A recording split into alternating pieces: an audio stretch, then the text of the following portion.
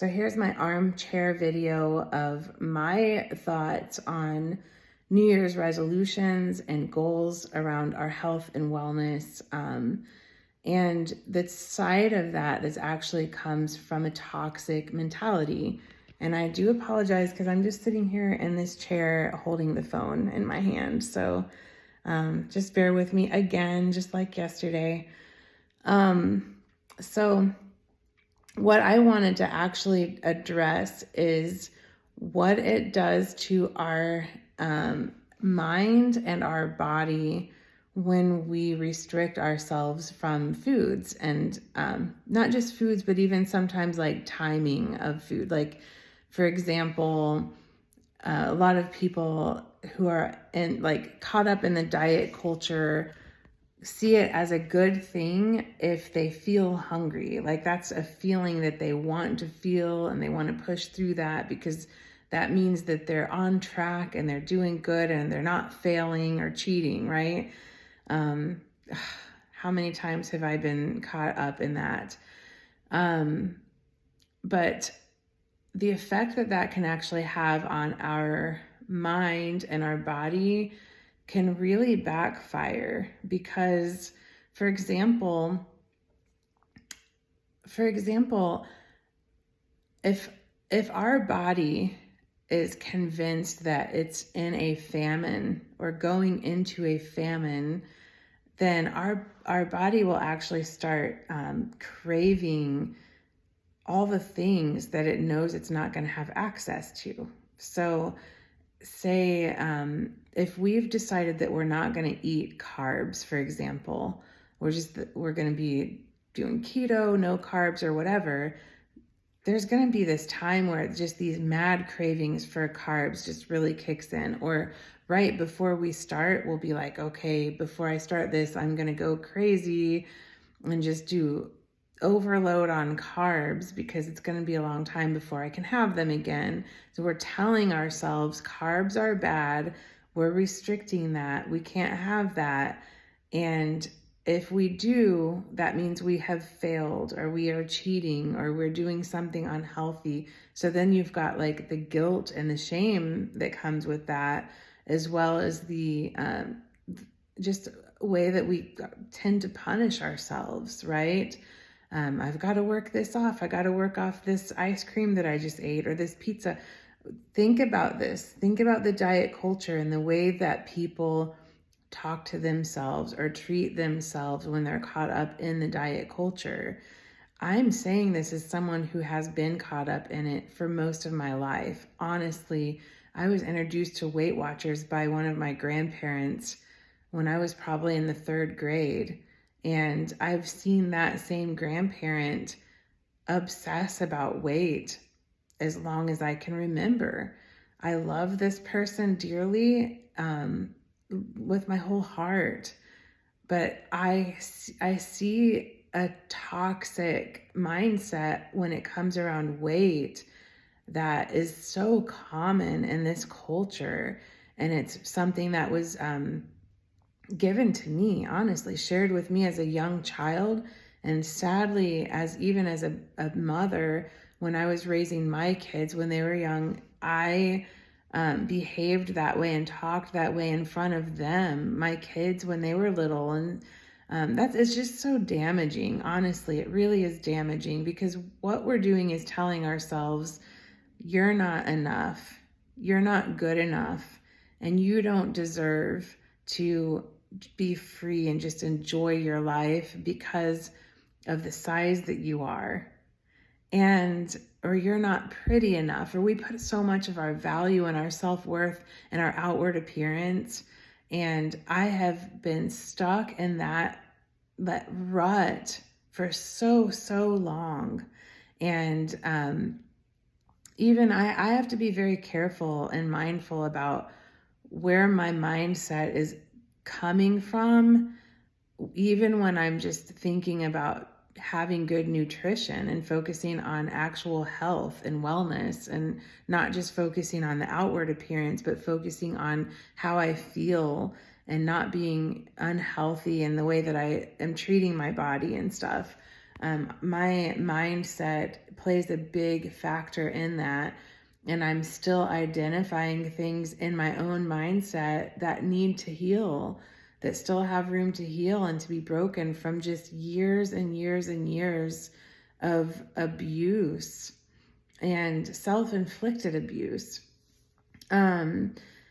That's what's on my mind right now. Every time I'm seeing like all of these ads for all of these like New Year's specials on weight loss programs and stuff like that, I'm thinking, yes, there's a time when losing body fat is actually beneficial to our health. So I'm not here to say people should never try to lose weight and shouldn't want to lose weight. And I think that there is a healthy range of weight that our bodies are meant to be in, and it's okay for us to want to be at that healthy range of weight.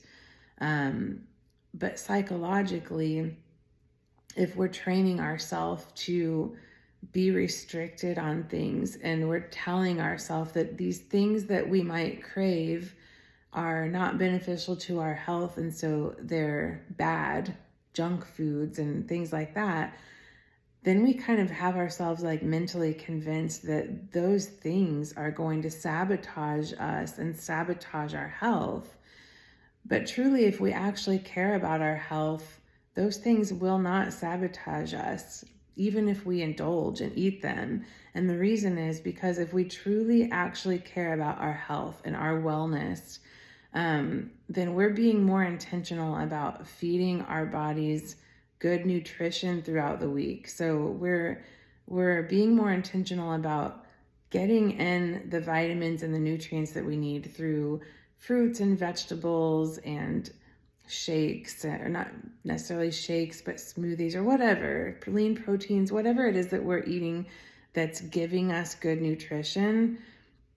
If we could just focus on making sure that we're actually getting good nutrition in our bodies more than we focus on restricting the bad things are not going to be able to sabotage our health.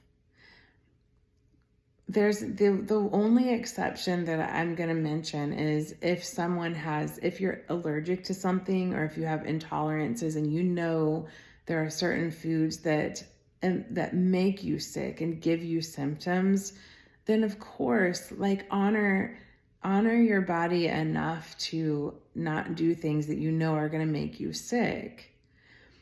But if having a piece of pizza doesn't actually make you sick, but you actually enjoy it, it tastes good, you crave it, you want it, whenever you have that craving and you're hungry, imagine just letting yourself enjoy it without considering that a cheat or a negative thing or a fail or a setback, but just a delicious piece of pizza that you actually enjoy because you craved it and you're hungry and you let yourself have it. If you're giving yourself nutrition during other meals and you're having like plenty of fruits and vegetables in your diet and the vitamins and nutrients that you need, that piece of pizza is nothing more than an enjoyable meal that you got to have, period. It's not a fail. It's not a cheat. It's not a setback. The same thing with anything else. If you're not lactose intolerant and you crave some ice cream and you just let yourself enjoy that ice cream when you're craving it, and don't try to like restrict yourself from that, but just let yourself enjoy it and have it, that's not sabotaging your health. And yes, I am a nutritionist and I'm sitting here telling you this. Our mental health is just as important as our physical health. And when we're beating ourselves up and shaming ourselves and guilting ourselves for letting ourselves just enjoy something when it has a craving, we're doing more damage than good in the long run. And we're actually training our body to feel like it's in a restricted famine. And in that And that way, it actually causes our metabolism and our body to backfire, even if you're losing weight along the way. It might not be a healthy weight loss. I'm not saying that you shouldn't want to lose weight or do things to move in that direction or set goals. I'm here to support you, okay? But I just really wanted to address the mindset behind it. I wanted to address the way that we treat ourselves, the way that we talk to ourselves, the way that people in the diet culture tend to punish themselves for simply just wanting to enjoy something, right? That unhealthy, and I say that with quotes, thing that you're having a craving is not going to sabotage your whole life. I promise, as long as you're actually being intentional about your true health when it comes to not being malnourished, not keeping yourself from having the vitamins and the nutrients that your body does need to thrive, you'll be fine. You'll be less likely to overindulge in the quote unquote bad stuff if you just allow yourself to enjoy it when you're having the cravings. If you are restricting it and not allowing yourself to have it at all, you're actually more likely to break at some point and overindulge, which in the end can actually be more unhealthy for you. So just be mindful of that. Be mindful of the why behind what you're doing. And I don't mean why as far as like, oh, I have this event coming up that I want to look a certain way for, or, oh, I have parents that are struggling with their health and I'm trying to prevent, like, please, yes, be healthy, live a healthy life, and think about your health and be mindful of it. But I mean the why behind, what is the root behind the decisions that you're making? If you're not having something that you really want to have and you're not like honoring a craving that you're having or something like that, why is it? I'm not trying to encourage people to be emotional eaters and like, go eat your feelings, like I have done many times in my life, just like stressed out. I'm going to go get a milkshake. I get that. Like, I'm not trying to encourage anyone to go overindulge in the things that aren't beneficial to our bodies. But what I'm trying to say is sometimes it's okay to just let yourself enjoy your food. You should enjoy your food every time you eat. If you've got yourself set on a diet and you're not actually enjoying, it's not satisfying your taste buds, you're not really enjoying what you're eating, and in the back of your head you're wishing that you were eating something different, then you're probably not doing this for the right reasons, and you should really reevaluate. If you're not restricting something because it makes you sick or because you have an allergy or something like that, but if you're doing it because you don't think that your body is good enough the way that it is, or if you don't think that you deserve to have it because you're not the size that you want to be, you might be actually causing more problems than good in the big picture. Just think about it. I know I'm kind of like repeating myself here, and I think you get my point, but either way, whatever you do on your health journey, I am here to support you, and I'm not here to shame anybody or judge anybody. I'm here to have your back. I want to see you thrive and be healthy and live a good life and be well. And I'm on the same journey too. I am not someone that's here saying, hey, I've figured it all out and I've perfected health and wellness, and so now I just want to help you be more like me. No, like, I'm on this journey too with you. I'm identifying things in myself that are not healthy, that are toxic, and I'm trying to correct those things as well, and I'm trying to heal things as well and do better, going forward. And so we're all on this together, right?